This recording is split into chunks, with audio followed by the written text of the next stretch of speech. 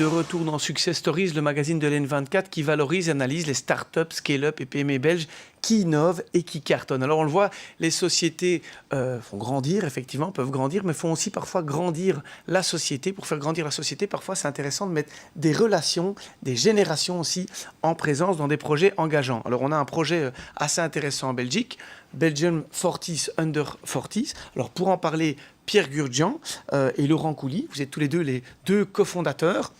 Il y en a un troisième qui est Gaëtan Hennequart, qui n'est pas là avec nous aujourd'hui. On fait le petit signe comme Michel Drucker le ferait dans ses émissions. Alors, peut-être d'abord un petit parcours. Pierre Gurdjian, donc vous êtes sorti de Solvay. Vous avez aussi un MBA de Harvard. Vous avez fait près de 30 ans dans le conseil stratégique. Et depuis 6 ans, vous avez décidé d'avoir une contribution sociétale via plusieurs mandats. Vous êtes notamment le président du conseil d'administration de l'ULB, avec une forte implication notamment dans les hôpitaux bruxellois. Vous êtes administrateur de sociétés belges et aussi philanthropique. Vous êtes un des cofondateurs de Belgium 40 Under 40. Bonjour Pierre. Bonjour Pierre. Alors Laurent Couly, bonjour. Vous êtes ingénieur civil de l'UCL. Vous avez quelques années dans la consultance et ensuite dans la philanthropie internationale. Et depuis 1 an et demi, vous êtes à temps plein, vous, sur ce fameux projet de Belgium 40 Under 40. Alors il y a un troisième fondateur, on l'a cité. Pierre, on parle de Belgium 40 Under 40. C'est quoi le pitch? C'est quoi le problème que vous avez cherché à résoudre en lançant ce projet? Eh bien Pierre, c'est d'abord un parti pris. Et le parti pris, c'est que face aux défis sociétaux auxquels nous sommes confrontés tous, c'est de privilégier le qui et le pourquoi plutôt que le quoi et le comment. Et donc Belgium 40 Under 40, c'est une plateforme de mobilisation et d'accélération du leadership sociétal d'une extraordinaire génération, les 20 à 40 ans. Alors c'est une très très belle définition que vous devez nous dire par rapport à l'implication, différentes générations. Mais qu'entendez-vous par le qui et le pourquoi? Parce que c'est très beau, mais ça veut dire quoi concrètement quand on dit qu'il faut réfléchir sur le qui et le pourquoi? Eh bien aujourd'hui, les défis sociétaux auxquels on est confronté sont des problèmes complexes. Et trop souvent, on veut y apporter des solutions simplistes. C'est ce que j'appelle le yaka. Il n'y a qu'à faire ça et demain, tout ira bien. Eh bien, par rapport à ça, ce que nous voulons faire, c'est de reconnaître que les solutions, nous ne les avons pas, mais c'est à ceux qui vivront demain, dans le monde de demain, de développer ces solutions. C'est à eux et elles que nous souhaitons donner leur chance et de leur permettre d'être des acteurs sociétaux convaincus. Alors, à nouveau, très intéressant. On parle de ces gens qui sont prêts à aller plus loin que le yaka. Mais Laurent, on les trouve où opérationnellement? Comment vous avez pu trouver toutes ces personnes motivées, en tout cas, à aller au-delà du yaka? En fait, je fais partie de cette jeune génération de jeunes hommes, jeunes femmes qui souhaitent vraiment s'engager dans la société et créer des solutions porteuses pour le futur. Nous avions lancé un appel fin de l'année dernière dans la presse, sur les réseaux sociaux, pour trouver en fait des jeunes qui souhaitaient vraiment s'engager. Et nous avions reçu énormément de réponses, tellement plus que ce qu'on imaginait. Plus d'1 millier s'étaient manifestés pour faire partie de cette aventure 40 Under 40 et de témoigner vraiment d'une volonté de s'engager pour la société.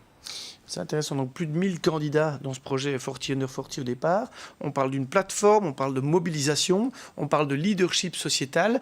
On a donc toute cette génération en dessous de 40. Avec qui pour les guider? Parce que votre projet, c'est un peu une logique de mentoring. Pierre, qui sont les personnes qui vont justement guider? Tout à fait. Donc très explicitement, ce que nous souhaitons, c'est donner un maximum de chance à cette génération.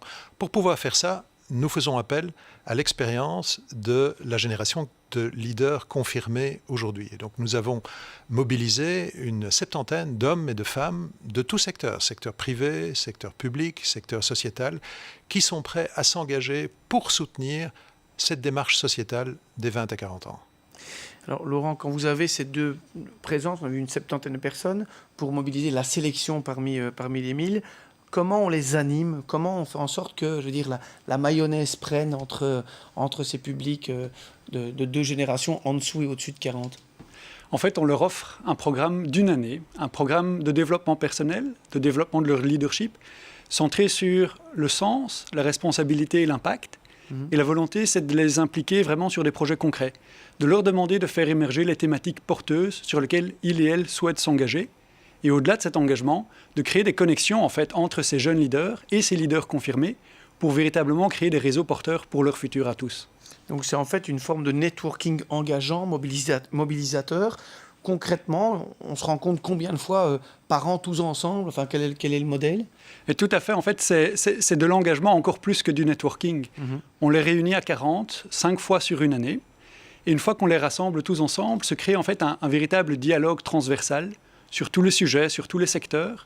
Et on les invite à réfléchir à quelles sont les solutions qui peuvent les rassembler plutôt que les diviser. C'est donc en fait une démarche de co-création, d'intelligence collective qui se met en place. Et donc ce sont à eux et à elles de choisir ce qui les porte et ce pourquoi ils veulent travailler. Alors souvent, quand on parle de mentoring et de mentee, on dit que parfois ça va à l'inverse. C'est quoi, vous, votre définition, Pierre, du mentoring? Oui, tout à fait. C'est vraiment une démarche qui est à double Le plus sens. de 40 apprend de l'autre aussi. Absolument. Et donc le mentoring, finalement, c'est quelque chose de très simple. C'est la volonté de quelqu'un de soutenir une autre personne de façon bienveillante, de façon encourageante, de façon stimulante, et de mettre à la disposition de la personne qui est alors coachée les ressources, l'expérience de la personne qui est le ou la mentor. Mentoring réciproque, Laurent, votre feedback là-dessus? C'est clair que pour un jeune, c'est un véritable cadeau. C'est très précieux d'être accompagné par un leader confirmé. Et ce qu'on observe, c'est que c'est véritablement réciproque, c'est bidirectionnel. On reçoit énormément de témoignages, de feedback de ceux qui sont les mentors de plus de 40 ans, qui nous disent combien ils apprécient justement ces échanges intergénérationnels, cette ouverture à des idées rafraîchissantes, à d'autres perspectives. Et donc, c'est véritablement un enrichissement mutuel. Oui, d'avoir effectivement ces jeunes qui inspirent, qui donnent de l'énergie pour aller vers l'impact et puis le retour d'expérience. Alors Pierre, quelles sont les grandes thématiques et surtout les profils, entre guillemets, que vous avez réussi à trouver, qui sont liés à ces thématiques? C'est quoi les grandes thématiques?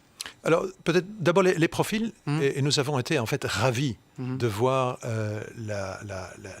les candidatures que nous avons reçues. Des candidatures absolument extraordinaires. Et donc, nous avons composé 2 groupes de 40, groupe pilote, nous continuerons dans le futur, et on les a composés de façon très équilibrée.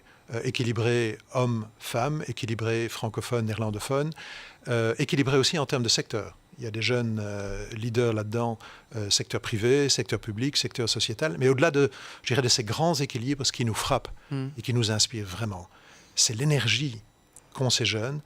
Ils viennent d'horizons très très différents, non seulement de secteurs différents, d'origines socio-économiques différentes, de pays différents, et leur parcours de vie est toujours fascinant. En fait, c'est des gens qui peut-être, sans ce programme, ne se seraient jamais rencontrés. Et ça, c'est extraordinaire. Ah, c'est incroyable de voir cette diversité aussi, cette diversité de parcours de vie. Laurent, quand on vient sur les thèmes, je suppose qu'il y a des grands thèmes connus et puis des thèmes un petit peu plus pointus par rapport à ce qu'on découvre comme thème mobilisateur et engageant. Vous pouvez nous donner des exemples? Absolument. Dans les thèmes connus, on retrouve évidemment des questions comme l'éducation, le changement climatique, le digital, les soins de santé. Mais alors surtout les thèmes un petit peu moins attendus. Je citerai la diversité et l'inclusion, qui en tant que thème, on en parle beaucoup. Mais ici, la particularité, c'est qu'on le prend sous un angle positif. Essayer de voir la diversité et l'inclusion, en fait, comme un vecteur de progrès, comme un vecteur d'opportunité, plutôt que comme une contrainte. Un autre exemple, ce serait la création, la dissémination de narratifs porteurs pour l'avenir, et non pas d'en faire des messages de crainte de demain ou du futur. Alors ça, c'est une déclaration des moins de 40 ans, Pierre. J'aime beaucoup le terme narratif pour l'avenir, positif. Ce n'est pas le fait de voir tout le catastrophisme qu'on entend. Qu'est-ce que vous entendez par là quand on parle de ce narratif porteur pour le futur? Alors, l'équipe qui a généré cette thématique a un slogan extraordinaire. Ils appellent ça « From Doomers to Dreamers ». Pour que le téléspectateur comprenne, si on le traduit en français. Alors, en français, c'est du catastrophisme au réenchantement du futur. Et c'est finalement de donner des raisons de croire dans un futur meilleur, ce qui est tellement difficile aujourd'hui. Et l'énergie qu'elles et ils ont dans ce groupe est absolument contagieuse. Alors une autre thématique, ce serait par exemple la santé, c'est ça que j'ai vu dans les points? Tout à fait, la santé, on a la chance en fait d'avoir des jeunes qui veulent se rassembler et rassembler surtout les acteurs de la santé des différents horizons et de porter avec eux une vision d'avenir de la santé en Belgique. C'est quelque chose qui n'existe pas encore et ils se disent quelle est la légitimité que nous jeunes pouvons porter sur un thème qui va définir la société de demain. Pierre, la toute dernière question, votre souhait pour le futur, pour Belgians 40 Under 40? que la très belle énergie que nous ayons maintenant aboutisse à des projets très concrets, j'ai grande confiance là-dedans, et surtout que nous puissions poursuivre en 22, 23, 24, avec autant de bonnes candidatures que nous avons eues aujourd'hui. C'est vraiment notre souhait le plus cher. Merci Pierre, merci Laurent. Belgian 40 Under 40, vous avez moins de 40 ans ou plus de 40 ans, nous vous attendons au tournant pour pouvoir vous engager auprès de causes mobilisatrices et engageantes. Et on est sûr que le bon mélange, en tout cas, la mayonnaise prendra pour le futur et pour créer un projet intéressant et peut-être surtout inspirant pour les générations futures. On se retrouve après la pub, on parlera bourse, on parlera SPAC et ce mot n'aura plus de secret pour vous.